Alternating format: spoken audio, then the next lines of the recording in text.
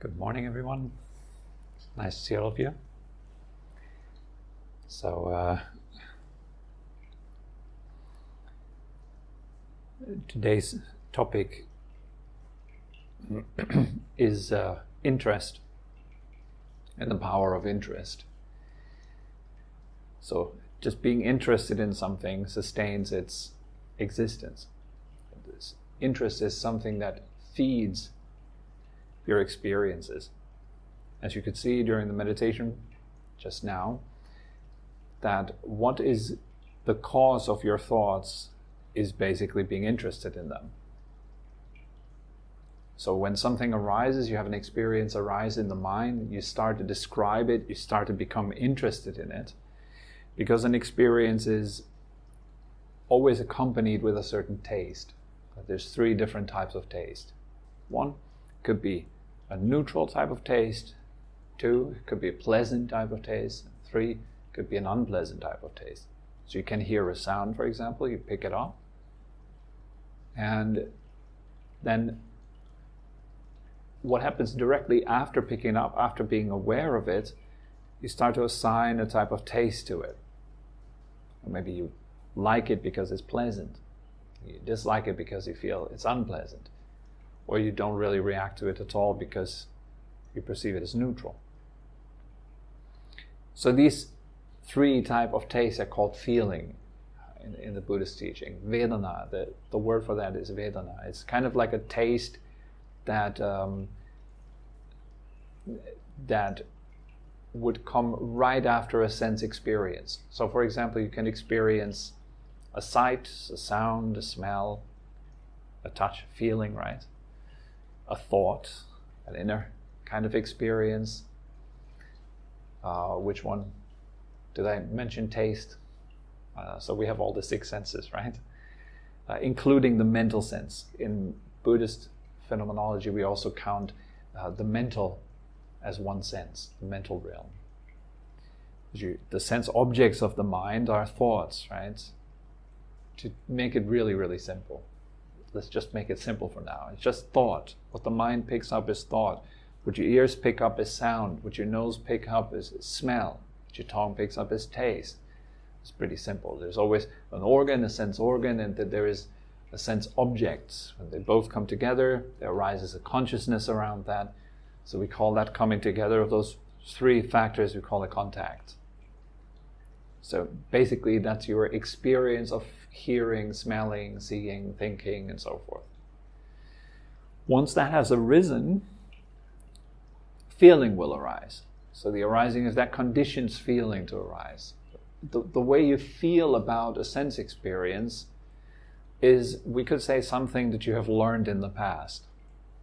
For example, somebody, like if you grow up in a family where they love durian fruit or something like this, it's very likely that you also develop a taste for durian. If you grow up in a different country and you've never heard anything of durian, you may associate that smell with something disgusting, so you don't like it. It's an unpleasant smell. So the way you perceive a pure, naked sense input is totally different, can be different for all of us. Maybe some of you really like the sound of a motorbike passing by. You may even know the model that passes by because you're really into motorbikes. And for someone else, it's just noise, it's unpleasant. For you, it's pleasant. For me, it's noise, right? So it's unpleasant. What is unpleasant or pleasant, that's totally different for all of us. What is not different is that we experience sense input. That's what we all share in common. So you hear sounds like I hear sounds, right? If all of your senses are intact, of course. Now, with feeling, when it arises, there arises an interest in the object. When the feeling is pleasant, then the interest is to pursue it. Do you want to associate with that pleasant sensation? You want more of it. Your mind wants to get close to it. If it's unpleasant, the opposite obviously happens. And so you start fighting, trying to get away and so forth. So an intention arises. Once you feel, you have the either intention to get closer to the object of your desire, or you want to get away from the object of your hate, what you don't like. And if it's neutral, you kind of remain in a state of kind of rather a bit of a dullness. We don't really know what's going on most of the time. So it's that interest that keeps the experience alive and gives rise to intention, and then you move on to pursue the experience. You smell the durian, you like the smell, you're interested in pursuing it. So you go there, you buy it. Okay? It's that simple. So many people ask, how can we make this a bit more practical? Many people ask, how do I get rid of my thoughts? Like it seems a lot of people are bothered by their thoughts. They don't let you sleep at night. They make you ruminate the whole day long about stuff that is really not important at all. Well, just how unimportant it is, you can quickly see. Like during the evening, do you still remember all the thoughts that you had throughout the day? Well, that's how much they matter. Like oftentimes we don't even remember what we thought about 10 minutes ago. That's how much it mattered. Right? So but regardless, we're still constantly thinking about stuff. And those thoughts constantly put you into certain states. Like you may think about things that you desire, that puts you into a state of desiring, wanting it. Right now I'm not having it. It's in the future, I want it. So there's a conflict between being present and trying to get to the future. That conflict is experienced as stressful. You want to have something, it's always stressful. It's always also a declaration of I do not have. If you say I want, you also say I don't have, right? It's a declaration of lack. I am not enough. My life is not enough. My experience is not good enough. Not good enough, not good enough, not good enough. So you stay driven constantly to get somewhere in the hope that it'll be good enough then.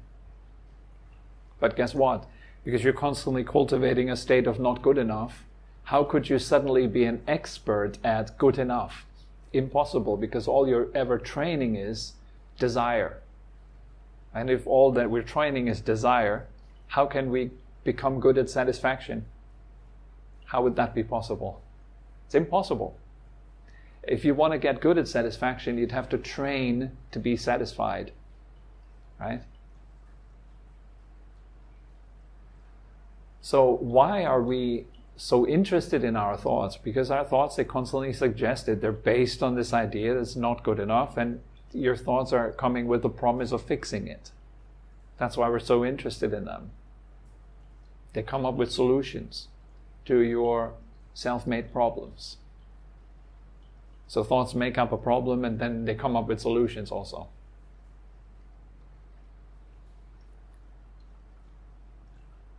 And that's why we're so interested in them.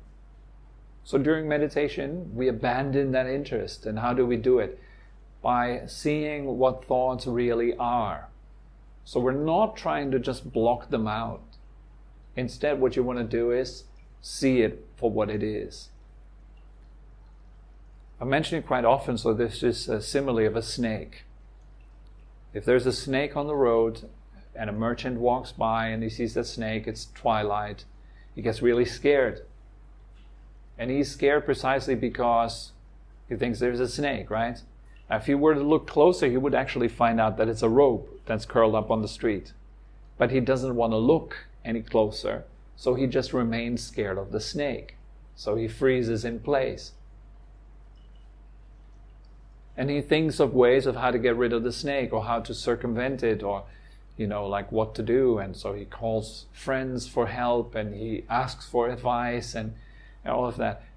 If he were to just look, he would find out that there is actually not a problem at all. There is no snake. But it certainly does look like it. That's sure, I give it to him. It looks like a snake. So if you don't investigate it any further, you just fall for it. That's for sure. And then you would suffer your imaginary snake. That's what we're all doing. We produce a snake in our mind. We produce a non-existent problem. Just by thinking about things a very specific way. We produce a problem in our mind, we react to that perceived problem, and we try to fix it. Instead of actually seeing it for what it is, we then suspect it on the outside somewhere. For example, if you think your neighbor is stupid and you start complaining about your neighbor and think about him all the time, and whenever you see his face you just get more and more angry, that's because you're producing that. It's not that the neighbor is born a stupid phenomenon into this universe, that the neighbor is by its own virtue stupid somehow. That would then mean everybody, every individual, every living being would perceive stupidity. But that's not the case. So obviously it's a matter of perception. So it is my perception that makes him appear as stupid. And then I try to fix the problem by fixing him. Well, that's actually quite stupid. Because, it's like wearing glasses that are, pink. Wear pink glasses and then I'm complaining about your skin tone being kind of too reddish today or something like this. Right? It's silly because it's not you, the problem are the glasses. Glasses like perception. So that's the way we create problems that do not exist around us in the world. And then we say this should not be that way, it should be another way. And then we react to that perception. When in reality, in nature, everything's just the way it should be. Everything's just alright. Everything's okay. There should be wars as much as there should be peace in the world. Both need to exist. There needs to be light, there needs to be shadow, there needs to be an illness, there needs to be an immune system. They all exist in balancing each other. This is a dual universe. It's full of polarities. And it belongs like this. It's cyclic, it's not linear. But our perception suggests otherwise. It should be linear, it should be correct, it should be good, it should be like this, shouldn't be like that. That's perception, that's thinking, which is conditioned by culture, upbringing, etc., etc. It's very complex, of course.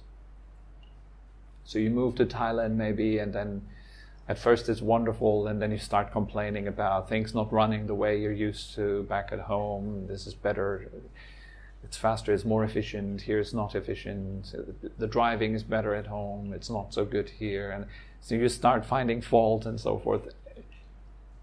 Why? Because you're creating it, you're producing that suffering within your own mind, within yourself. And why do we do it? Because we're interested in not suffering. We do not want to suffer. And we think that the suffering is in the snake out there, that we project onto the rope. Right? But the problem is not the rope or the snake. The problem is the projection.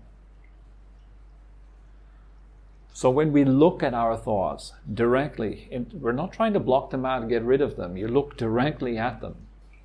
You see them for what they are. What do you then see?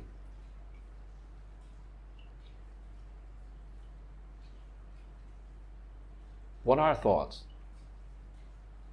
What actually are they? What are they made of?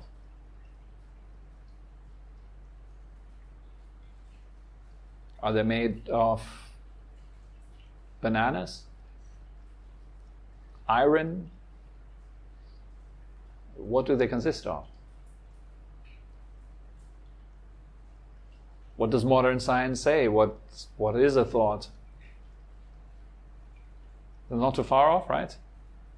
It's a neuronal impulse in the brain. It's the neuronal network firing.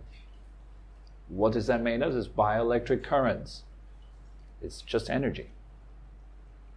What's the problem with energy?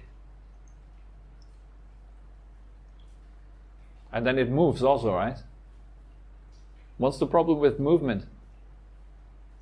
Why would I need to block out movement or energy? Is that so threatening that your brain is doing its work? You could even say, well, congratulations, your brain is doing exactly what it's supposed to do, it's thinking. So does your liver. Your liver is doing what it's supposed to do, your kidneys are doing what they're supposed to do, your heart is beating. Now, it would be pretty stupid if I were to say, like, I'm trying to block my heart from beating. Don't disturb me. You're sitting there with your legs crossed trying to make your heart stop beating. It's silly, right? So why do we do this with the brain? Like, what's the problem with it working? The problem is we perceive it again. We project onto the brain activity the quality of bad, should not be. And then you fight against it. Again, you create a problem by yourself, and then you fight against your self-made problem.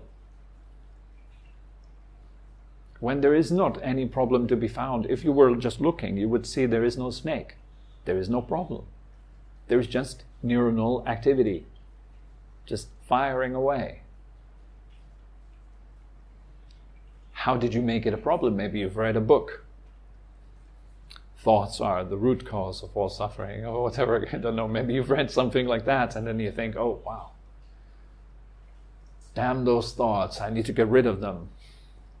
That's the conclusion you came to by yourself. Maybe you've heard a teacher who said something along those lines, like, all we need to do is go beyond thoughts, but you've heard in your own mind, thoughts are bad then, okay.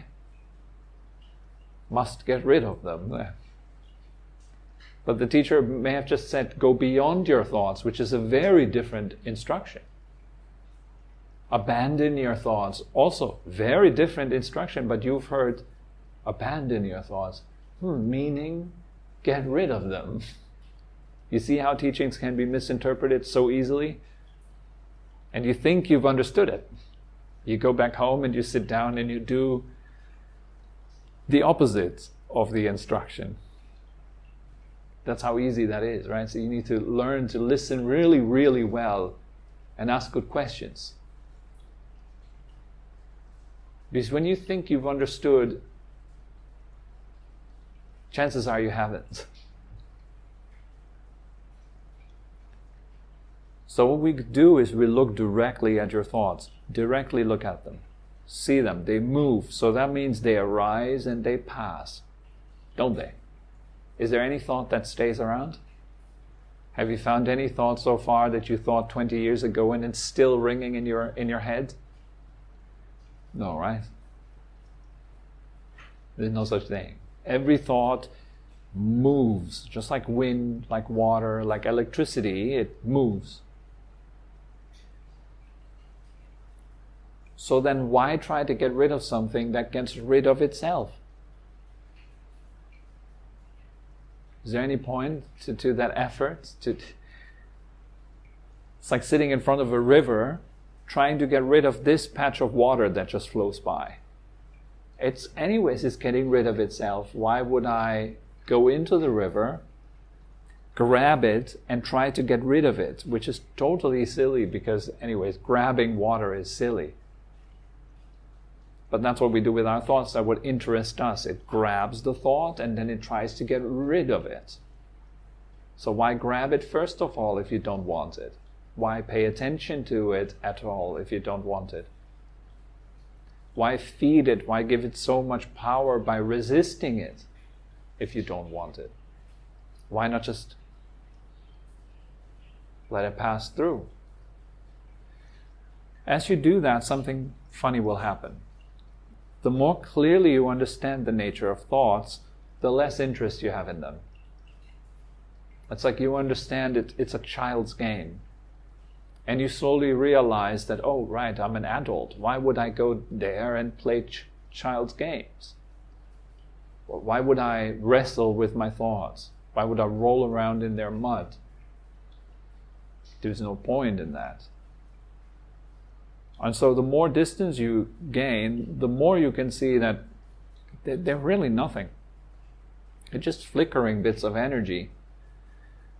Not even proper words anymore. The further you get away, the less they are like clear words and sentences. Or images, or scenes, or something like that. They become just shards, gibberish, not even proper sounds anymore, like just grunts, just noises, mental noises. It's really weird. Like in the beginning, you look at your thoughts and you can clearly hear sentences. You can clearly hear and see kind of like movie, like little movies, head movies, right? But the closer you look, the more they fall apart, and it's just something uninteresting. And it is when it becomes uninteresting that you stop more and more paying attention to it. That's when they stop. That's when this brain activity slows down a great deal, and then it stops. You've clearly understood it's not a snake, it's a rope. As to the extent of your understanding, your fear of the snake vanishes. If your understanding is 100% full on, there is no more fear of the snake. You're able to grab the rope, play with it, not a problem at all. You just walk past it. So that's how interest and reactivity feeds something. You're interested in it and you react to it. There's a promise of happiness or a fear of suffering that makes you interested and makes you react. But do you really need to be that interested in? Is it that interesting? Do you really need to react to it? Is it worthy of reacting? If you can make a difference in your own mind, if you can just practice that much, so you can make a difference in your mind to, is that worth reacting right now? Is there a real problem right now?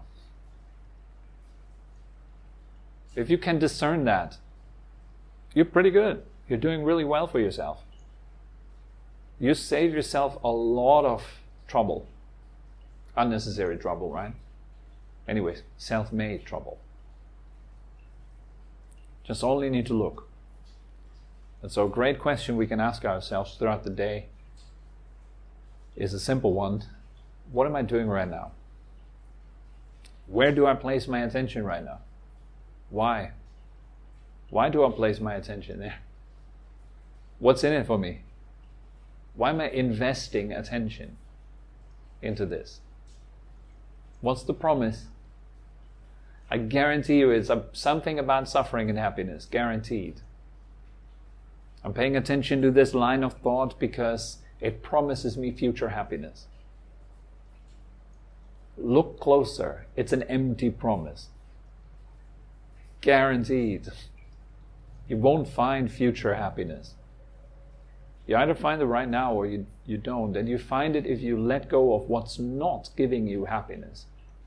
And that's thought. It's the ending of thought, the release of thought that is truly going to make you happy. That's how you unburden yourself, how you let go. The entire path of meditation is one of letting go, of releasing, relinquishing, giving up, abandoning. It is not one of collecting, getting, adding on to yourself at all. It's a path of becoming empty, spacious, open. It's opening your heart, not stuffing your heart with stuff. Like more knowledge and more this and more that. But letting it all out, and you will see in that space there is natural type of happiness, natural ease. You're unburdened. You're not carrying.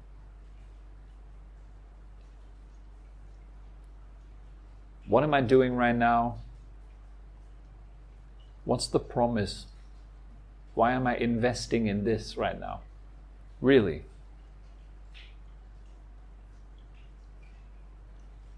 And or a different kind of question you can ask yourself, is this worthwhile of investing in? Is this a worthwhile pursuit? Does it lead to long-term benefit and happiness, both for myself and others? Or not? Well, if not, abandon it. If it does, pursue it. Cultivate it. Okay? Any questions?